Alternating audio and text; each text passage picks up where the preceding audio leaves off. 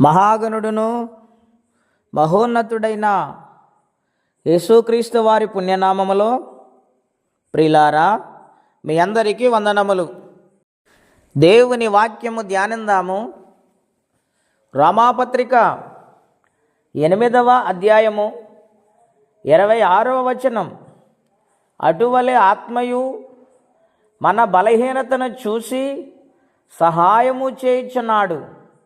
ఏలయనగా మనము యుక్తముగా ఎలాగూ ప్రార్థన చేయవలనో మనకు తెలియదు, కానీ ఉచ్చరింప సఖ్యము కాని మూలుగులతో ఆ ఆత్మ తానే మన పక్షముగా విజ్ఞాపనము చేయుచున్నాడు. ప్రియమైన దేవుని బిడ్డలారా, పరిశుద్ధాత్మదేవుడు అపోస్తులుడైన పౌలు గారి ద్వారా రోమా సంఘానికి ఈ ఉత్తరాన్ని వ్రాస్తూ ఉన్నాడు. ఈ అధ్యాయములో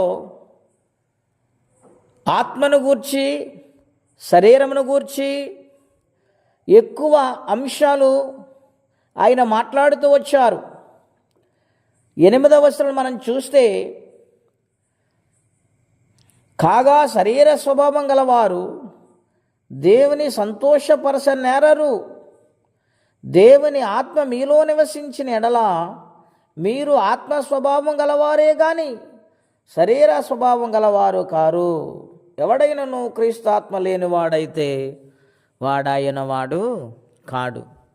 అవును ప్రియులారా, ఆయన ఆత్మ కడవరి దినాలలో, ఈ అంచె దినాలలో పరిశుద్ధాత్మ సహాయమును వేడుకొనుటకు మన జీవితాలు సమర్పించుకొని ఆయనకు లోబడి జీవించినట్లయితే మనం ఎప్పుడు బలహీనమైపోతామో అప్పుడు ఆయన మనకు సహాయము చేస్తానని ఇక్కడ మాట్లాడుతూ ఉన్నారు. బలహీనత సమయంలో, కృంగిపోతున్న సమయంలో దేవుని ఆత్మ మనకు సహాయము చేసి మనను చెయ్యి పట్టుకుని లేవనెత్తి మనల్ని ధైర్యపరిచి నడిపిస్తారని వాగ్దానము చేస్తూ ఉన్నారు. బైబిల్ గ్రంథములో అనేక మంది భక్తులు పరిశుద్ధాత్మ చేత నడిపింపబడ్డారు. ఏలియా గారు దేవుని ఆత్మ చేత 40 దినాలు ఆయన ప్రయాణము చేసినట్లు మనం చూస్తూ ఉన్నాము. అలాగనే ప్రియులారా, అపోస్తులు పరిశుద్ధాత్మ ద్వారా ఎన్నో కార్యాలు, ఎన్నో విజయాలు వారు సాధించారు. మన జీవితాల్లో కూడా పరిశుద్ధాత్మ దేవుడు సహాయము చేస్తూ ఉన్నాడు. గనుక మనము ఎటువంటి నిరుత్సాహమును కానీ, భయమును కానీ, ఆందోళన కానీ ఏమాత్రము కలిగి ఉండకుండా, దేవుడు నా పక్షాన ఉన్నాడని, ఆయన నా పట్ల గొప్ప కార్యములు చేస్తారని గొప్ప విశ్వాసముతో, నిరీక్షణతో ఆయన సహాయము వేడుకొనుటకు ఆయన సన్నిధికి రావాలి. ఆయన ఎప్పుడైతే మనకు సహాయము చేస్తున్నాడో ఆ సహాయమును పొందుకునే విధేయత, తగ్గింపు మనం కలిగి ఉన్నప్పుడు ఆయన నిశ్చయముగా సహాయము చేస్తానని వాగ్దానము చేస్తూ ఉన్నాడు.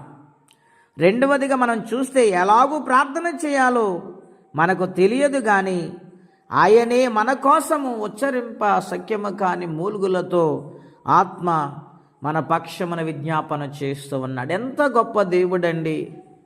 ఎంత ప్రేమ మనం అంటే! మనకు ఎలాగూ చేయాలో ప్రార్థన తెలియదు, ఆయన మన పక్షానుండి తండ్రిని వేడుకుంటూ ఉన్నాడు. గనుక ఎన్నడూ కూడా ఏ విషయంలో కూడా భయపడవద్దు, కృంగిపోవద్దు. ఈ సంవత్సరం పరిశుద్ధాత్మ దేవుడు మీ పక్షాన గొప్ప కార్యము తానే చేయబోతూ ఉన్నాడు. ప్రార్థించండి, విజయాన్ని సంపాదించుకొని ముందుకు సాగిపోదాం, దైవరాజ్యాన్ని సంపాదించుకుందాం. అట్టి కృపా తీర్మానం పరిశుద్ధాత్మ దేవుడు మనందరికి దయచేయునుగాక. ప్రార్థనండి. అత్యంత కృప కలిగిన దేవా, మహోన్నతమైన మీ నామం కొరకై వందనాలు. ఈ ఉదయకాల సమయంలో తండ్రి, మా పక్షాన ఉండి మా కోసం ఉచ్చరింప సఖ్యము కాని మూలుగులతో మా కోసం విజ్ఞాపన చేస్తూ ఉన్నారు. నీ ప్రేమ కొరకై వందనాలు, నీ కనికరము కొరకై స్తోత్రములు నా తండ్రి. నీవెంతో గొప్ప దేవుడు నాయన. మాకు సహాయము చేస్తున్నందుకు, మమ్మల్ని కాపాడుతున్నందుకు, మా పట్ల గొప్ప ప్రేమ కలిగి గొప్ప కార్యములు మీరే జరిగిస్తున్నందుకు ఏమిచ్చినా మీ రుణాన్ని తీర్చలే. మా సమస్యలను విడిపించండి. ఎవరి యొక్క కష్టములు ఉన్నారు వారికి నీ సహాయం పంపించి ఈ దినము దీవెనకరంగా మార్చమని యేసుక్రీస్తు వారి పుణ్యనామంలో ప్రార్థించి వేడుచున్నాము తండ్రి. ఆమేన్. దేవుడు దీవించును గాక. ఆమేన్. నాలో ఏమి చూచి నీవు ఇంత ప్రేమ చూపినావు. నాలో